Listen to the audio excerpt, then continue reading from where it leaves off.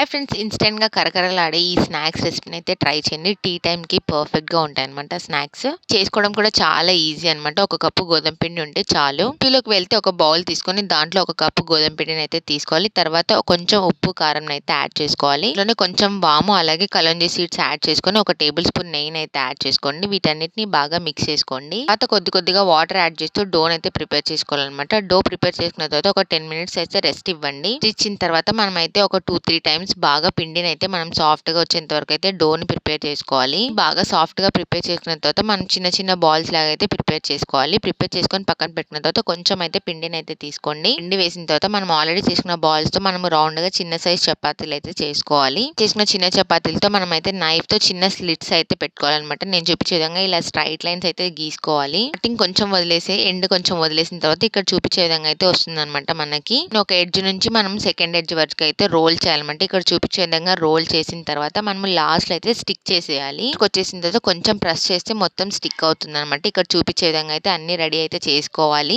Prepare చేసుకున్న తర్వాత stove మీద కడాయి పెట్టేసి డీప్ ఫ్రై సరిపడా ఆయిల్ అయితే యాడ్ చేసుకున్న తర్వాత ఆయిల్ బాగా హీట్ అయిన తర్వాత మనం ఆల్రెడీ ప్రిపేర్ చేసుకున్నవి వేసుకొని ఫ్రై చేసుకోవాలి. మీడియం టు హై ఫ్లేమ్ లో పెట్టుకొని గోల్డెన్ బ్రౌన్ కలర్ వచ్చేంత వరకు అయితే మనం ఫ్రై చేసుకోవాలన్నమాట. ఇలా కలర్ వచ్చిన తర్వాత మనం అయితే తీసేసుకోవడమే. ఇలా ఈజీ అండ్ ఇన్స్టెంట్ గా చేసుకున్న స్నాక్స్ రెసిపీ అయితే రెడీ అయిపోతుంది. ఇలాంటి ఇంట్రెస్టింగ్ రెసిపీస్ కావాలంటే ఛానల్ ని ఫాలో అండి. వీడియో నచ్చితే లైక్ చేయండి, షేర్ చేయండి. Don't forget to subscribe.